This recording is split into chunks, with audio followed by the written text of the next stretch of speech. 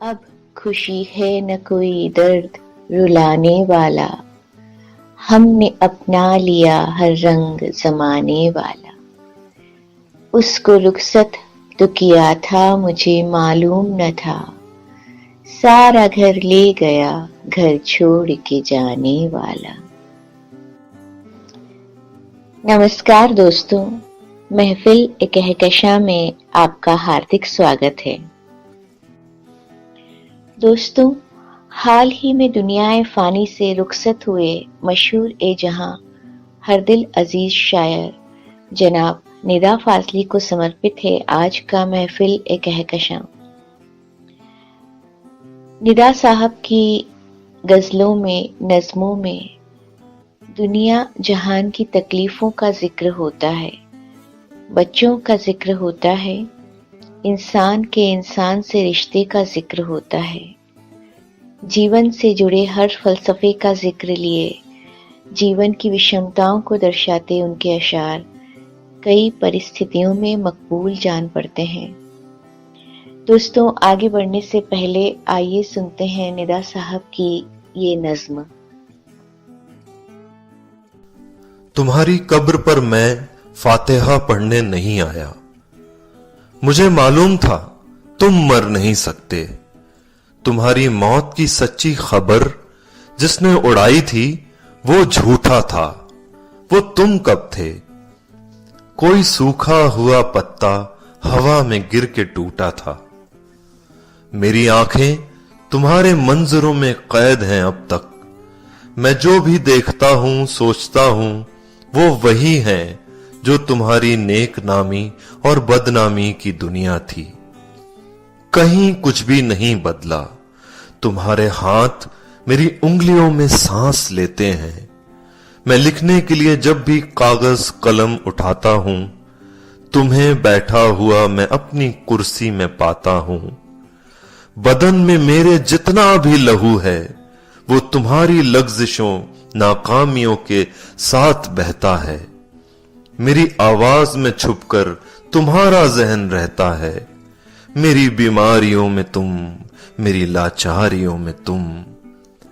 तुम्हारी कब्र पर जिसने तुम्हारा नाम लिखा है वो झूठा है, वो झूठा है, वो झूठा है। तुम्हारी कब्र में मैं दफन, तुम मुझ में जिंदा हो।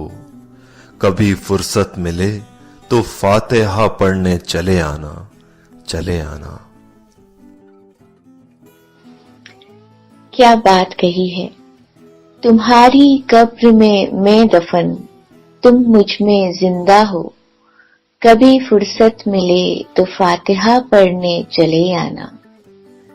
दोस्तों, निदा साहब ने ये पंक्तियां अपने अब्बा हुजूर की मौत पर लिखी थी। किसी वजह से वे अपने अब्बा की मैयत में शरीक नहीं हो पाए थे। अब्बा उनके दिल के कितने करीब थे यह तो नहीं पता, लेकिन इतना पता है कि जो किसी अपने की मौत में अपनी मौत को देख लेता है, उससे फिर कोई भी जज्बात अछूता नहीं रह जाता। वह शायर है, वह सब कुछ लिख सकता है जिसे लिखने में बाकी लोग कतराते हैं। वही शायर जब बच्चों के मार्फत यह कहता है तो बवाल भी खड़े हो जाते हैं। बच्चा बोला देख के मस्जिद आलीशान, मालिक तेरे एक को इतना बड़ा मकान। वह शायर जिसे लोग निदा फाजली कहते हैं और जिसका असल नाम मुक्तदा हसन है, उन्होंने अपने विचारों, अपनी नज़्मों के कारण बहुत दिनों तक बाल ठाकरे का अघोषित प्रतिबंध झेला है। निदा साहब अपने मन के शायर हैं। गजलें उन्होंने कही जरूर हैं, पर जिन विषयों पर वो शायरी करते हैं वो विषय गजल का नहीं है। निदा साहब से जब यह पूछा गया कि उनकी शायरी की शुरुआत कैसे हुई, तो उनका जवाब कुछ यूं था। मेरे वालिद अपने जमाने के अच्छे शायर थे। नाम था दुआ डबाईवी। उनके अशार मुझे जुबानी याद थे। यही अशार सुना सुनाकर मैं कॉलेज में अपने दोस्तों से चाय पिया करता था। कभी कभी तो नाश्ते का इंतजाम भी हो जाया करता था। उनके अशार सुनाते सुनाते खुद भी शेर कहने लगा।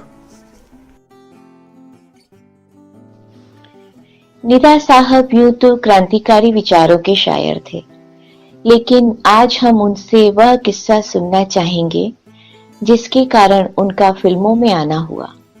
उस मजेदार घटना को याद करते हुए वे कहते हैं, जब मैं मुंबई आया तो मैंने धर्मवीर भारती के धर्मयुग में लिखना शुरू कर दिया। उसके बाद मैं ब्लिट्स में लिखने लगा।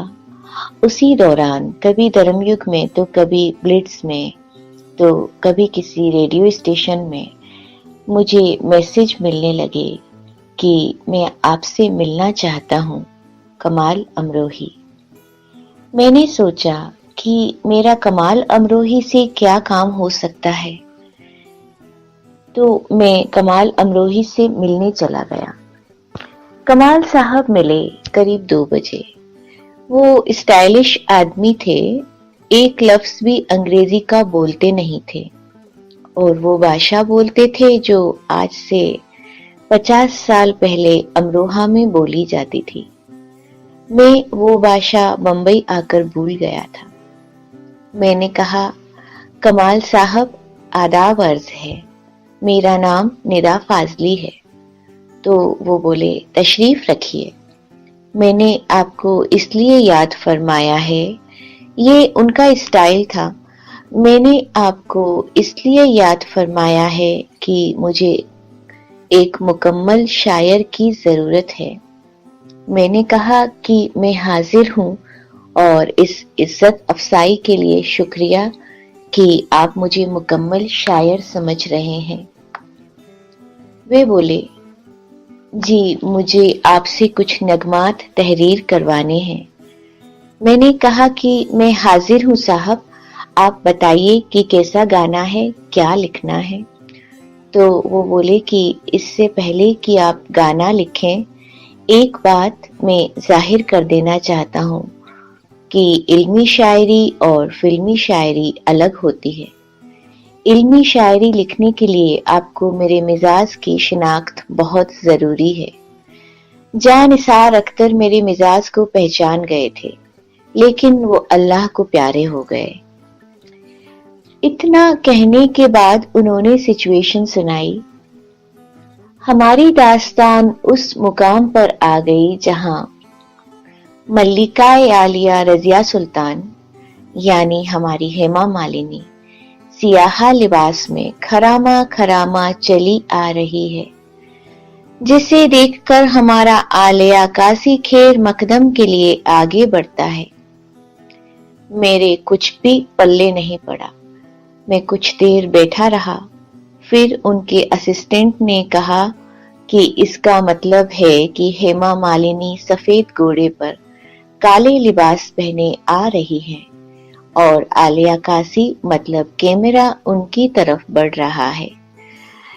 इसके बाद मैंने उस फिल्म के आखिरी 2 गाने लिखे, लेकिन उस फिल्म के बनने में इतना वक्त लगा कि कमाल साहब के गुडविल ने फिल्म इंडस्ट्री में मुझे मशहूर कर दिया कि कोई ऐसा है जिससे कमाल अमरोही गाने लिखवा रहे हैं।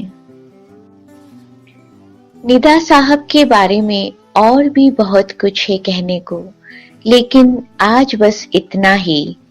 मरहूम निदा फाजली के मासूम अल्फाजों में तहरीर की गई इस नज्म के साथ उन्हें श्रद्धांजलि देते हुए अगली महफिल ए कहकशां तक खुदा हाफिज साथियों। ये जिंदगी आज जो तुम्हारे बदन की छोटी बड़ी नसों में मचल रही है, तुम्हारे पैरों से चल रही है, तुम्हारी आवाज में गले से निकल रही है, तुम्हारे लफ्जों में ढल रही है। ये जिंदगी जाने कितनी सदियों से यूं ही शक्लें बदल रही है। बदलती शक्लों बदलते जिस्मों में चलता फिरता ये एक शरारा, जो इस घड़ी नाम है तुम्हारा, इसी से सारी चहल पहल है, इसी से रोशन है हर नजारा। सितारे तोड़ो या घर बसाओ, कलम उठाओ या सर झुकाओ, तुम्हारी आंखों की रोशनी तक है खेल सारा। ये खेल होगा नहीं दोबारा, होगा नहीं दोबारा। शक्लों बदलते जिस्मों, चलता फिरता ये एक शरारा, जो इस घड़ी नाम है तुम्हारा। इसी से सारी चहल पहल है, इसी से रोशन है हर नजारा। सितारे तोड़ो या घर बसाओ, कलम उठाओ या सर झुकाओ, तुम्हारी आंखों की रोशनी तक है खेल सारा। ये खेल होगा नहीं दोबारा, ये खेल होगा नहीं दोबारा, ये खेल होगा नहीं दोबारा।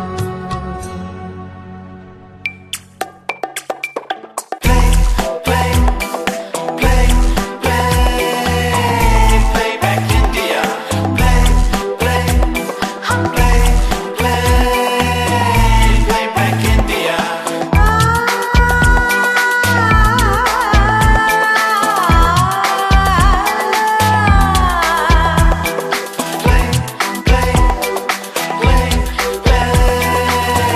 Playback India.